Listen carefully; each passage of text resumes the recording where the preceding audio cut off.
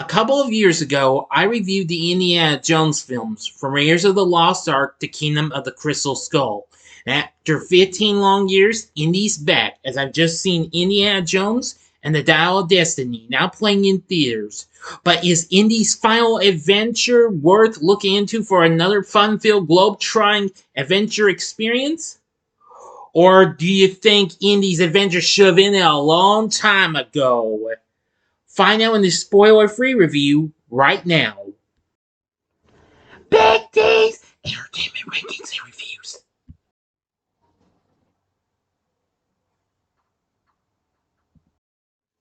So greetings, my fellow YouTubers, and welcome to Big D's Entertainment Rankings and Reviews. My name is Dual, better known to as the Big D, and this time around I bring to you a spoiler-free review of the just now released action-adventure flick Indiana Jones and the Dial of Destiny, released by Disney along with Lucasfilm in association with Paramount, Indy's original distributor.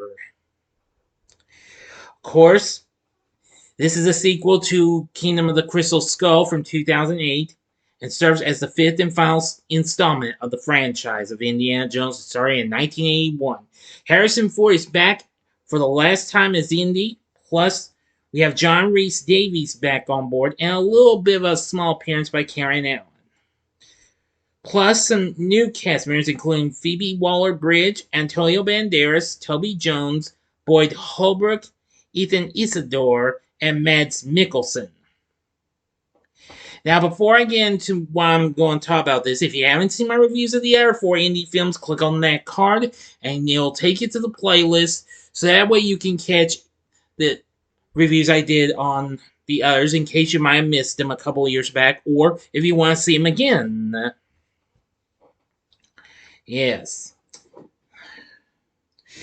So, this time the Indy is now about to prepare for another big adventure, as it's set in the year of 1969. The film follows Indy and his estranged goddaughter, Helena Shaw, trying to locate a device that could change the course of history before Jürgen Voller, a Nazi-turned-NASA scientist, can get it for himself and alter the outcome of World War II to correct Adolf Hitler's mistakes. Yes, now the film starts out with just a little bit of a flashback to Indy in WWII, which they use CGI and what have you. And I will say that was pretty cool and what have you. Anyway, but this really turned out for a really big thrill ride as we start.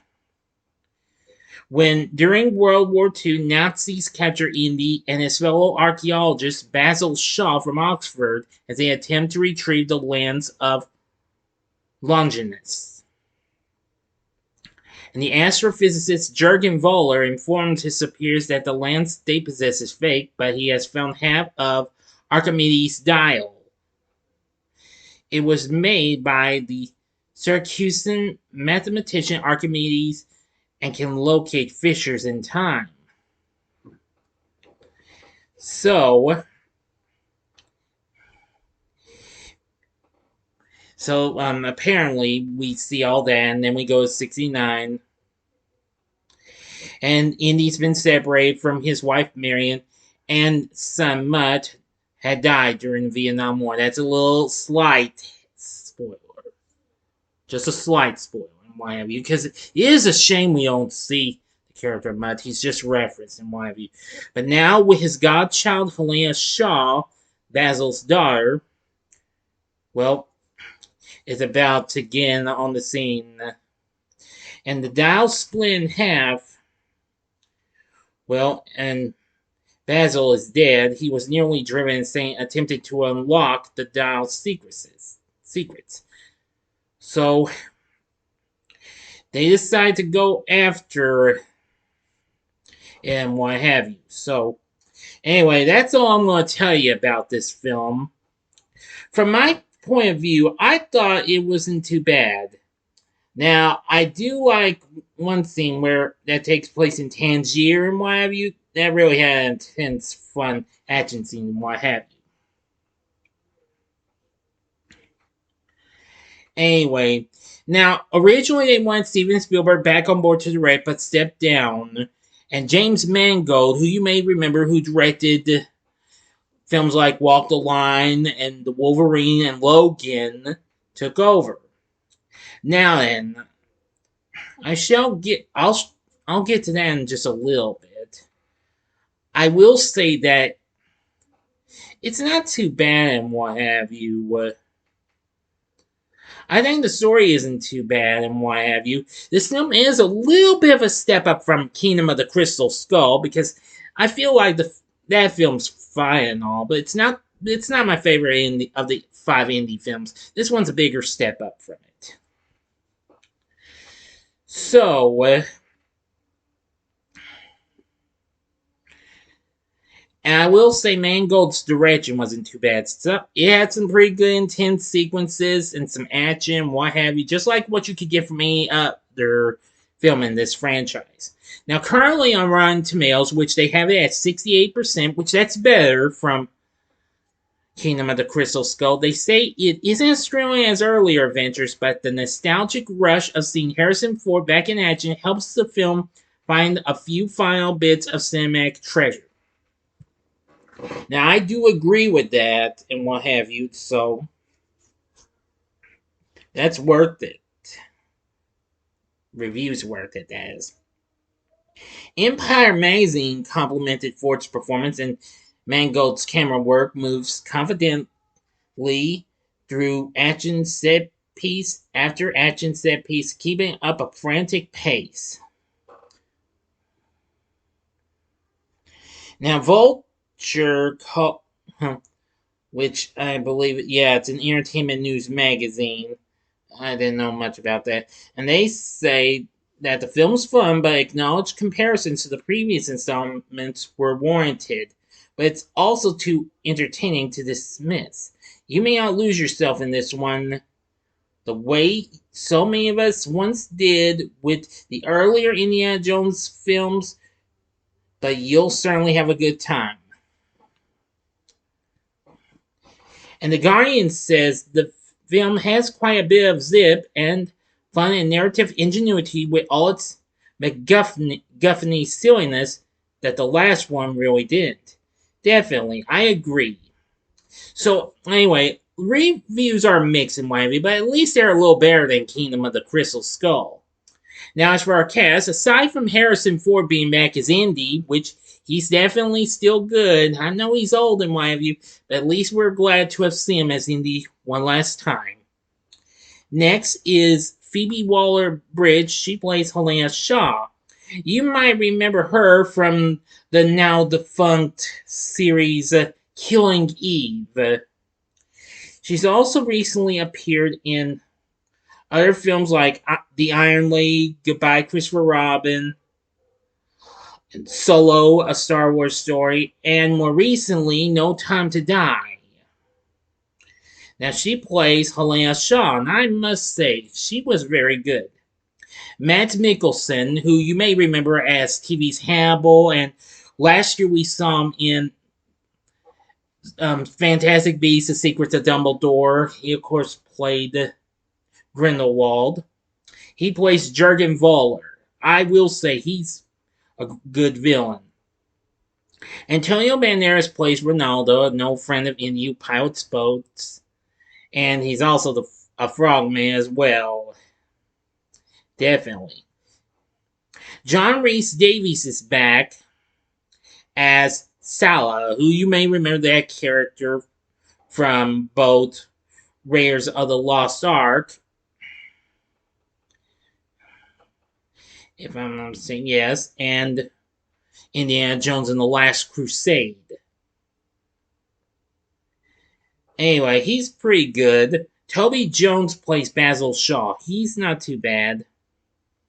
Boyd Holbrook plays Clapper, Voller's nefarious right-hand man. And Ethann Isidore plays Tay Kumar, Helena's young psychic, who I think he's sort of well, in ways kind of like the film's version of Short Round, you remember from Indiana Jones and the Temple of Doom, although he's pretty talkative at times. Anyway, there's many others and what have you. And of course, we have a brief, little appearance of Karen Allen as Marion Ravenwood, who you remember from the last film, and of course, Raiders of the Lost Ark. But anyway, yeah. Despite Spielberg stepped down from direction, however, he would still work on it in ways, since I do believe, but I might be wrong though. But anyway, yeah. But I think Spielberg still worked on. Well, the people who he worked with, including Kathleen Kennedy, worked on as producers and what have you. And we have John Williams back on board to do the score for the film, which is exceptionally good. And of course, we hear Indy's theme song, the Raiders March, like what we heard in Raiders of the Lost Ark and the other Indy films. So anyway, I think the music's pretty good. Now, despite this will be